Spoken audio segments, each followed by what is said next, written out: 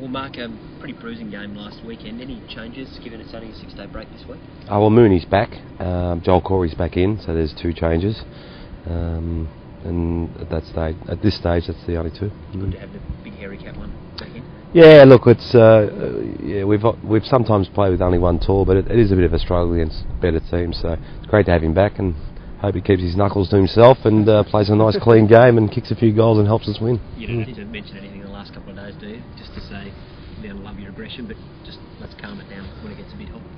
Yeah, absolutely. It's just a little reminder. The landscape's changed even again from 2 or 3 years ago. It's just you just have to really remain a clean skin, and that's what we expect of all our players from this point going forward. Joel Corey didn't play last week, but was spotted on ground post-game last week just doing some running. Could he have played last week, or is it a risk he didn't want to take, considering he pulled up a bit sore?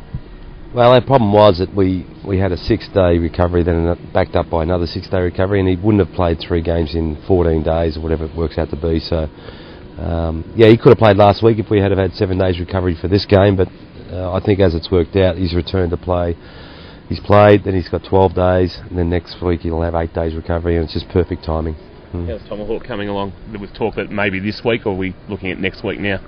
Well, no, he's going to play, but he's going to more than likely play in the VFL, and the reason is not because he's not good enough to get a game in the AFL. It's just that at that level he can just go at his own pace, and we can play him at the right amount of time, and he can just get his confidence, playing in the VFL, and then I've got no doubts he'll be in the AFL the week after if he gets through.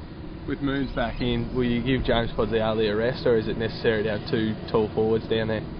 I think we've got to have 2. Yeah, no, Bodsy's going to play. Yeah. So have you got any idea who'll miss out this week? Yeah, I have. do you want to elaborate on that yet? Or? Not quite, no. Mark, rumours can be very dangerous, I know, but one circling on Melbourne radio this morning was that Alex Popescu has left a significant amount of money for Gary Ablett, $7 million if he stays at Geelong. What have you made of that, or have you heard that one? Hope it's true, and then hope Gary stays. Yeah. Hopefully there's some left over for you as well. Oh, not for me. I don't deserve any. No, but Alex has been he was a great patron, and I'm not sure whether that's just a rumour or not. Adelaide's up and about in the last couple of weeks, Mark. All of a sudden it's a little bit of a danger game, isn't it?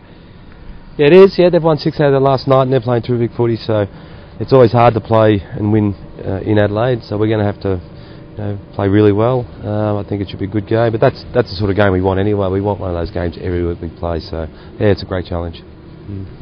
Are they scoring much more than they were at the start of the year? Did their forward lines working better, or their midfielders giving them more support? I think they're doing everything better. They're certainly running better. They're playing with more confidence. They're moving the ball quicker, and they're still defending quite well, which they've always been able to do. So they're just you sort of look at the year about 8 weeks ago, and you sort of had a feeling by then, when we played them, that they would be up and about, and they certainly are.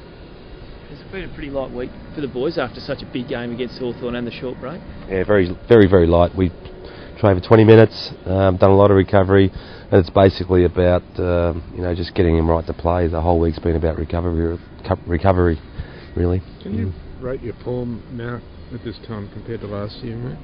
Stokesy's been up and running the last few weeks. You'd be pretty happy with how he's come back? Yeah, I think I was quoted earlier that when Matthew comes back to playing for the Cats after his suspension, then he would be a really good player for us, and he hasn't let us down. He's just working really hard, doing some tremendous team things, and he's getting the results, and we're getting the results for sticking by him and supporting him. What about Brad Alton? Has he pulled up right? He played really well in his first game back. How's he pulled up this week? Very well. Yeah, no, he has pulled up very well, and it wasn't his best game of footy. We knew it wouldn't be. It takes a while to get going, but very important to have in our side, and he'll play again tomorrow, which is great news for the Cats. Max Rooke, any update from the US? Yeah, he's going really well. He, the guy that we're in training with has been pleasantly surprised and very confident that he'll overcome the injury, and it's if that works out, it's been a great exercise, one very worthwhile. Any time frame been put on it at all? A bit early to tell, but I know that he's doing a lot more work over there than he was doing here, and we'll get some feedback, and we'll follow the guy's training program in the hope that he gets a full recovery. What sort of treatment is it, Bomber? Is it alternative sort of stuff, or more training style? I don't think it's too many needles of cow's blood or rooster blood or anything like that. It's more the guy who we sent him to is a rehab specialist. He rehabbed Tiger Woods' knee when he reconstructed that. So we've spared no expense. We've tried to search out the best person in the world who could help him, and we're getting some very good results. Thanks, mate. Cheers, mate. That'll make the news.